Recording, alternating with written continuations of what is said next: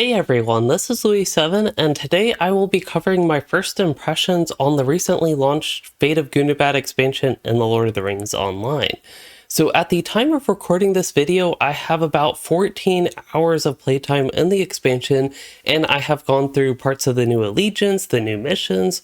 I've also now played through 3 zones worth of questing and story content, and I've also explored some parts of all of these 7 zones by now. Also, because this video is on my first impressions, I will be waiting until I play through the full expansion to do my regular critical review at a later time. But to get started with my impressions, I have the first part of my playtime was getting started in Gundabad, of course. So my character fortunately was well prepared and was ready to start with Chapter 5 of the Legacy of Durin. But an issue I saw a number of people run into was that you have to complete chapters 1 through 4 of this book series before you are able to start chapter 5.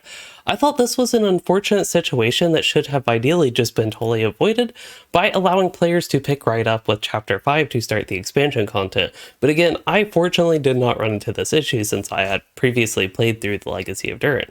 But moving on from that, as far as getting into Gundabad, I was happy with the quick experience the book quest had there.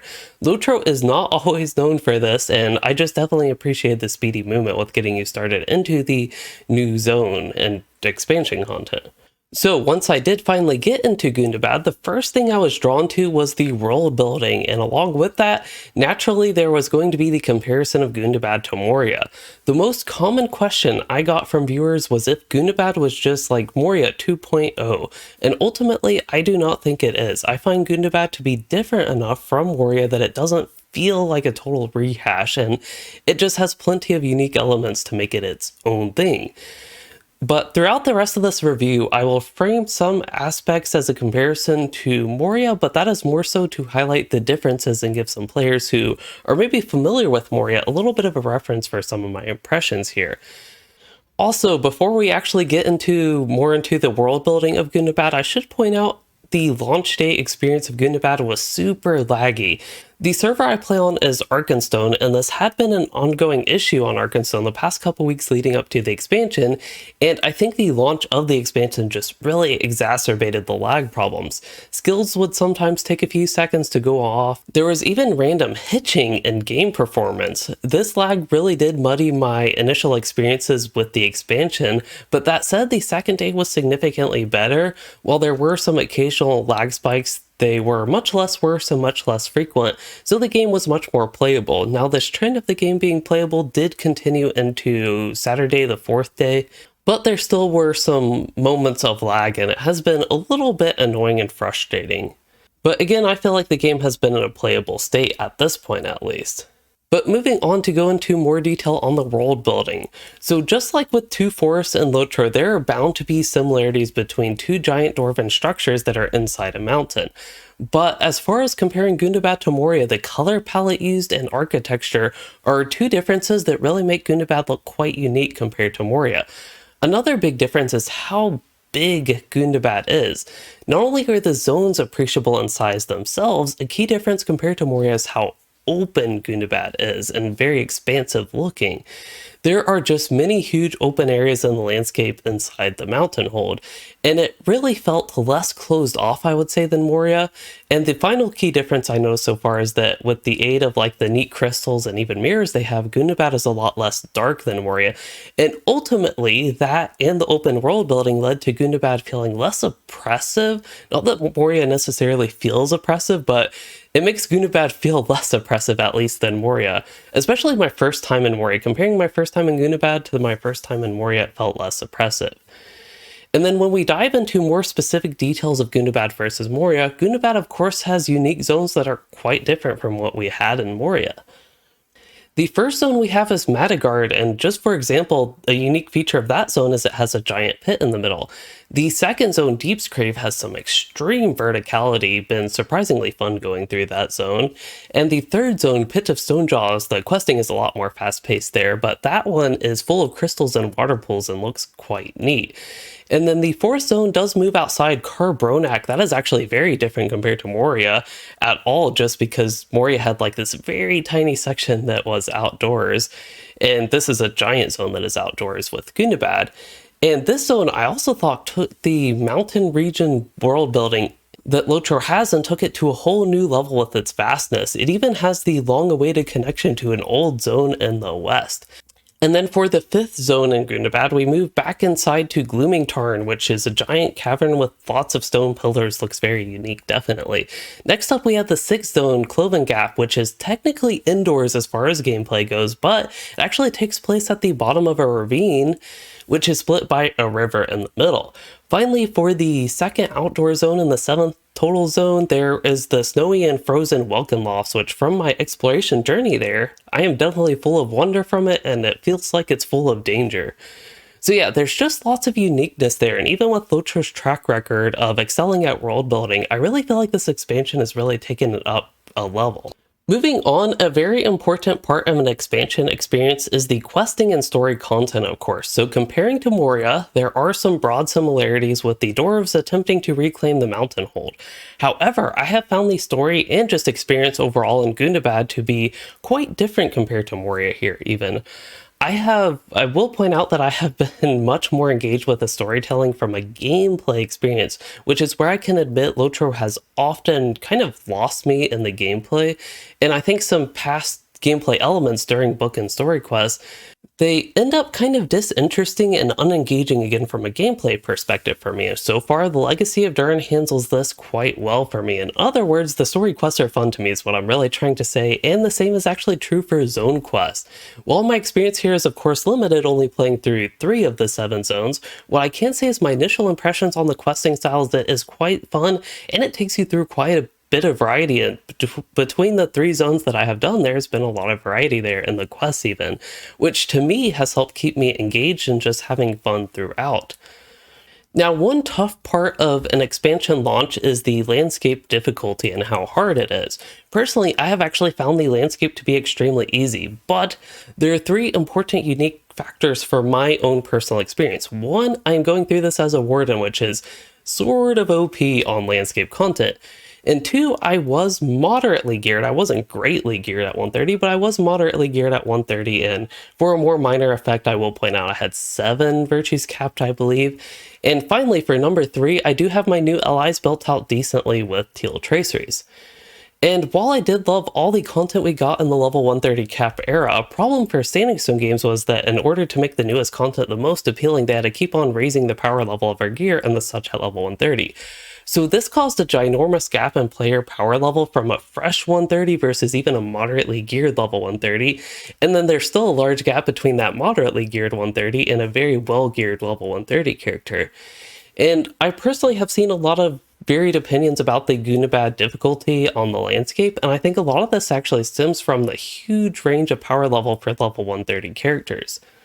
So while I ultimately found the landscape to be very easy, at least at the start so far, that will definitely not be the experience for everybody, and for a fresh level 130 who went through the Black Book of Mordor then just started Legacy of Durin from that, they will probably have a much tougher time. In addition to that, one thing I've noticed is there is a lack of gear rewards from questing in Gundabad. I also noticed this in Minas Morgul, and for some reason I think Standing Stone Games is just really stingy about giving you armor for the new expansion content. I honestly think that quests should give you new gear a lot more frequently early on in Gundabad, even if it is like not so good yellow gear and even doesn't necessarily have the best itemization, just something to get you updated gear for the content. And I think this would help with players who are maybe struggling with the power jump from level 130 to 131 at the start of the expansion to like progress their character and curve that jump in difficulty a little bit. But yeah, that has been my experience as far as landscape difficulty and some improvements that I think could be made based on that, again, from my first impressions there. And moving on to the last note I have on landscape content, that is going to be on the Geode Gathering. So Geode Gathering is an activity any player can participate in after they do the intro quest for this, and it's a very similar system to what we had in North Ithilien with the flower picking. That said, it is not Flower Gear 2.0. The rewards are much more varied for geodes, and this is not going to be the main source of gear, importantly. My impression is SSG did learn from the flower picking experience and made a much better system. I think it adds something for players to do in the open world with Gathering, and I have always felt excited to actually find stones for geodes, yet at the same time I have not felt compelled to just go around looking for geodes out of necessity. This looks to be a big step up and improvement from flower picking, and I am just overall liking what I am seeing out of the system and hope that trend continues in the future. To continue on with content, but shifting to allegiances and missions, I also have had a favorable experience here. The increased allegiance accessibility to level 20 plus players is a nice addition, I think, and the combining of allegiances and missions there works together to add to the experience of both. I will say that I honestly dislike the implementation of the 4 Mordor allegiances way back when they came out, and while I do find them less annoying like nowadays, I am also finding just the Zelruka allegiances to be a lot more appealing than the Mordor ones even back then, and even nowadays. That said, I am still personally not a big fan of having story content locked behind what is essentially reputation and dailies is ultimately what it boils down to. And the idea is that grinding to unlock story content has never really appealed to me. And just as an example of somewhere else where this came into play, that was the single thing that I really disliked about Update 29 Wildwood. But having said that, I really haven't gotten much through the Allegiance, so I will definitely have to update my opinion with the critical review and still see if it's not that great. But for the missions themselves, they do feel pretty standard. As usual, the first time doing each of them, I definitely find them more interesting and engaging than repeating them, especially with some of the sightseeing you get to do in them. But I will say a few of these feel extra slow in Gundabad. Again, I haven't done all that many, and I do think on an individual level, some of the missions I have been through could be improved. One example I have is the remote snowland mission where you need to find I don't know the exact number, but it's like 10 dwarf tools, but then there are only 10 dwarf tools spread throughout this giant area. It took me very long to go through that, especially because even as a ward I can use my movement speed boost, but can't get on a mount or anything. And yeah, this was spread throughout a very large field. And basically this issue, I've run into similar things with a couple of the missions, a small number of them, but otherwise, overall the missions feel fairly standard again. Now, what I do really like about the missions is the rewards. They actually feel useful outside of the cosmetics, which cosmetics are always interesting, but the rewards feel useful outside of that and also the not so great gear. There is gear with these missions, but once again, it's looking not so great, except maybe the shoulder pads specifically at level 140. All the lower level gear before 140 just doesn't look that great, unfortunately. But anyway, you can turn your mission tokens into allegiance relics, and basically that integration, I think, with the missions is, and then the allegiance makes the missions feel more worthy of running and giving me really a reason to actually choose running these missions over, say, the War of Three Peaks missions, which are really easy to run and actually quite valuable with the motes they give you and the such. But alright, at this point we have now covered the content I have been through, but there are definitely still more topics for my first impressions to cover, and the first here is going to be instances, or the lack thereof. So it is typical in the last few expansions for the expansion raid to be a few months after the release of the expansion. In the case of Minas Morgul, it was even 5 months after the expansion launch. But also for Minas Morgul, there were 3 new instances added about a couple months, I believe, after the expansion launch as well. But here we are with Gundabad, and for the first time in the modern expansion era, there are no instances, 0 instances, and as far as I am aware, there's also no group content available at expansion launch. While many players will be busy leveling and going through the landscape content, the quests and all that such anyway, such as myself, I will be doing that still, I still think this is really not a great thing and honestly a little bit of a bad thing even. A big reason I feel this way is because I think group content is just fun simply, and I think an instance cluster should be 100% expected to come with an expansion launch in an MMO. But perhaps a bigger reason why I'm really disappointed here about this is because of how well Minas Morgul, the previous expansion, handled this, and Gundabad just feels like a giant step backwards compared to that previous expansion. So the integration of instances in the leveling and questing experience in Minas Morgul was by far the best I have seen in LOTRO since the Mines of Moria expansion way back in 2009, or at the time it was like the best I experienced with 11 years worth of content in the game, and it was just super nice to see. And I think the Minas Morgul's instances and their implementation really helped set my expectations for Gundabad, and it really just was a big letdown, knowing there are no instances, and of course that means no integration of instances, in the questing and leveling content with the expansion right now. I really do hope in the future Standing Stone Games will follow the Minas Morgul approach instead after this disappointment in Gundabad. But overall, this really has been the worst part of the launch experience and my initial impressions on Gundabad. So at this point, we can go ahead and move on to a more positive note. And I did want to mention the PvMP update briefly.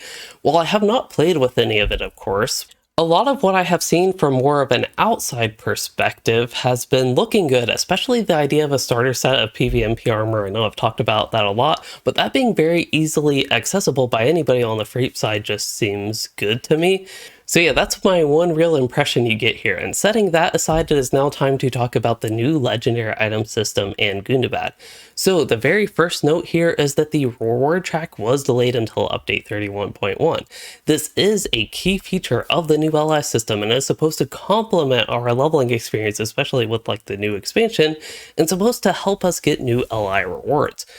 It was quite a letdown, I will admit, not having this with the expansion launch, but Standing Stone Games did do good by compensating players with heritage runes for every quest in Gundabad. These LI XP runes will make up for the XP lost during this period without the reward track, and they will be useful for players once the feature does finally come out.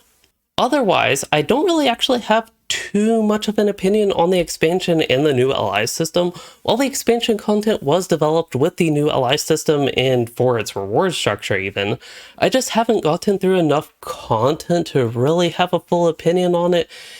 But so far, I have gotten a few purple traceries from quests, and they are still random. They come in boxes. When you open them, they give you a random tracery, which I'm still not really a fan of that random mechanic.